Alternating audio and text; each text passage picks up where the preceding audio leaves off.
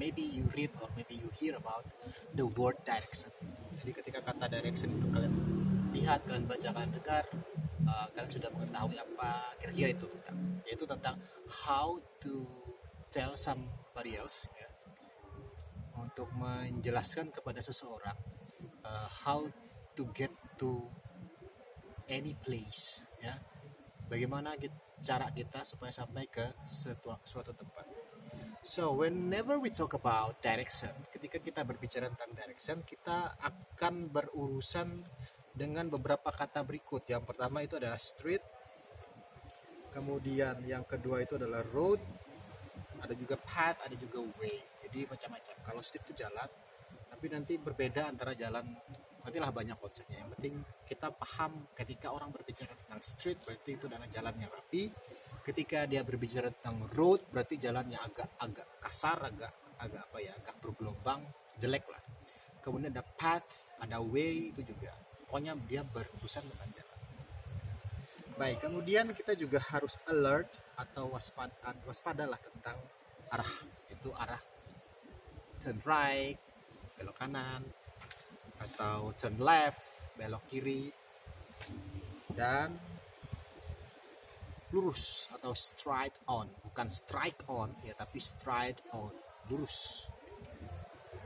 Kemudian kita juga akan berurusan dengan istilah turning atau belokan, ya.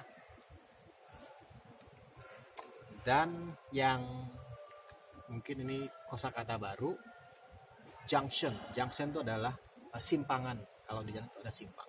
Dan ada dua jenis persimpangan yang akan kita perlukan. Yang pertama itu adalah T-junction. T-junction. Why T-junction? Karena bentuknya seperti huruf T. Jadi dia lurus, so kayak huruf T, ya. T-junction. Kemudian yang kedua adalah Y-junction.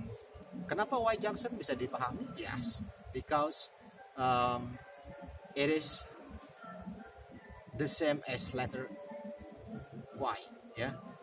Sama seperti huruf Y. Ya. And then we have to be alert. Kita harus paham, ya, tentang public places. Ini biasanya digunakan untuk patokan arah kita, patokan our direction. Jadi orang pasti ngerti kalau ada public places, not private places, but public places. Contohnya public places itu adalah hospital, police station, ada bank, ada market, dan lain sebagainya. Peserta didik mungkin akan bisa mengetahui banyak lagi public place atau tempat-tempat umum yang bisa dijadikan patokan untuk arah kita. Misalnya saja taman, misalnya saja pos polisi, kemudian ada juga kantor pos atau hotel maybe, ya kan, dan lain sebagainya. Dan yang perlu Bapak sampaikan juga adalah karena kita di Kota Palangkaraya ada bundaran, so I have to saya harus memperkenalkan ini. Kayak di bundaran besar itu namanya roundabout. Di sana, kenapa namanya roundabout? Karena kita bisa bersantai di sana, dan itu adalah semacam tempat peralihan arah, ya. Ada berbagai macam arah.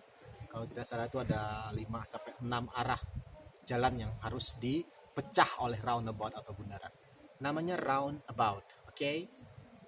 Kemudian yang kedua sama seperti bundaran, ya, tapi bundaran kecil, ya. Beda bundaran kecil sama bundaran besar. Kalau bundaran kecil ada rambu-rambu lalu lintasnya. Maka ini namanya bukan roundabout tapi traffic circle. Traffic circle adalah lingkaran atau bundaran yang berguna untuk sekaligus mengatur arus lalu lintas. Karena di sana ada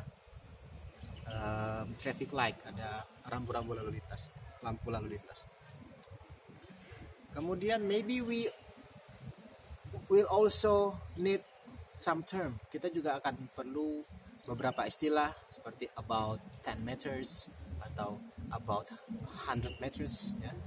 Sekitar 100 meter lagi atau 10 meter lagi ke depan atau ke belakang atau ke kanan atau ke kiri, ya. Sehingga orang akan lebih jelas menuju ke arah yang kita tunjukkan.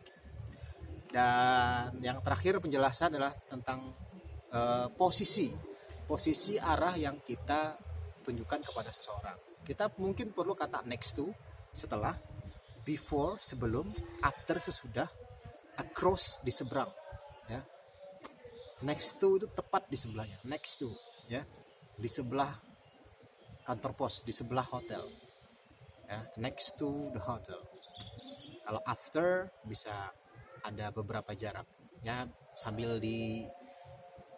disesuaikan lah dengan situasi atau jarak yang arahan yang akan kita sampaikan kepada seseorang. Oke, that's it. Saya kira itu saja yang bisa saya sampaikan untuk materi direction. Selanjutnya masih ada tugas yang pasti, yaitu kita akan bersama-sama menunjukkan contoh